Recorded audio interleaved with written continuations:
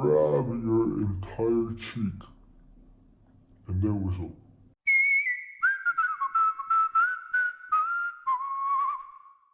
Okay, so this is my second video for warbling.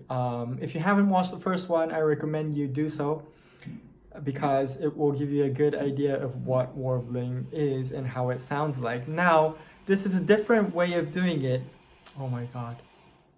There's a construction going on outside and you can hear the noise. This is the second way of doing it that I can teach you, which is the cheek warbling. I use one side of the cheek to make this effect. First of all, do you hear this?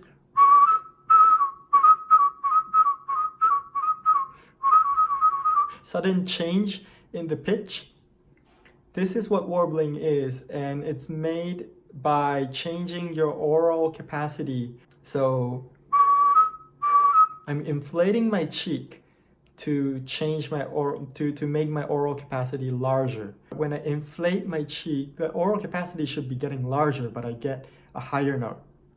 So I don't know what that physics is behind it is, but I will teach you how to do this. First of all, take 2 fingers on whichever cheek you want to pick. I'll use my right cheek. You grab your entire cheek and then whistle. You have to really grab it.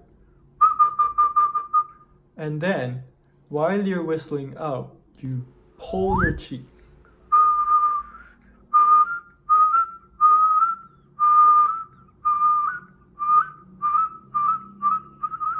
So if you feel something like the suction cup breaking, a suction breaking, and then you hear the note go higher, then you're getting it right.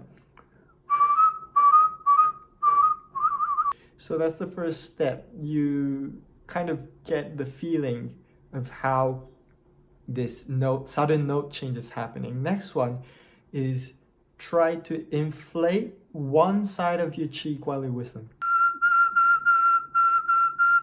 So you have to harden the other side and blow towards the side so that it would inflate, but then release the air that hit your cheek from your lips naturally.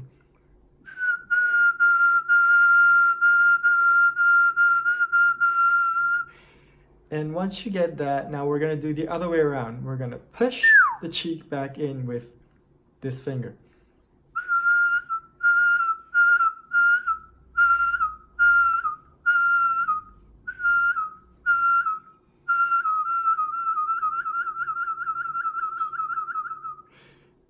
So it's basically the same thing, but either you're pulling or pushing.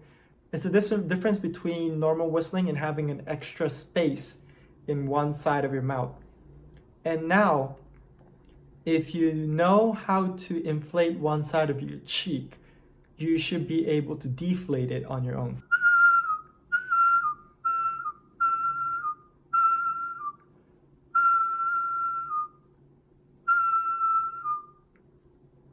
So I think it's easier to start from that. Inflate and do the normal whistle and then deflate.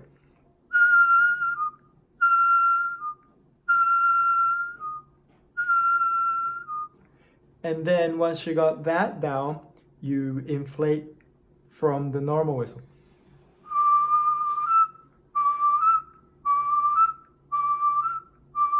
Remember?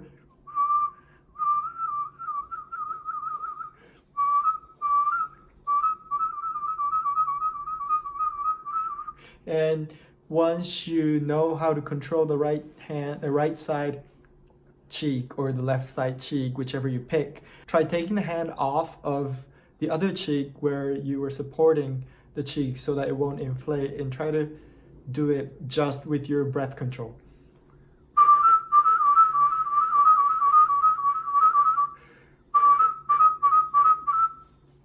Now, you can do it with one side, which means you can probably also do it with the other side too if you practice.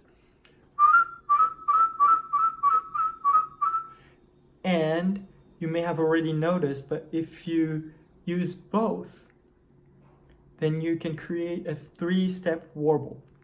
Normal, right and left, or normal, left and right.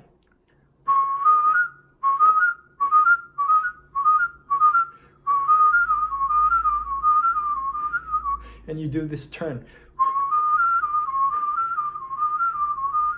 With this, you can do the famous chart-ass phrase.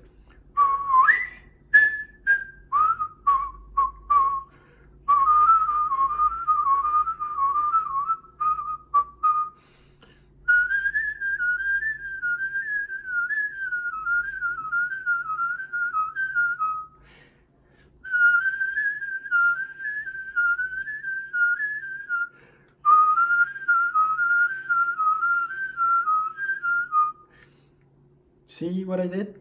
I inflate both at the same time and then deflate left and then right.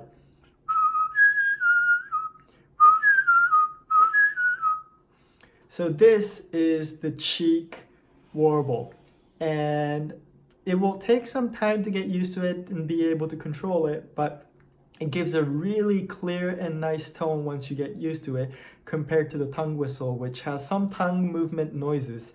So I hope that you can get this down and use it in your daily whistling and surprise your friends and other whistlers. Thanks for watching. Again, please subscribe and like if you haven't, and I look forward to seeing you in the next video. Thank you.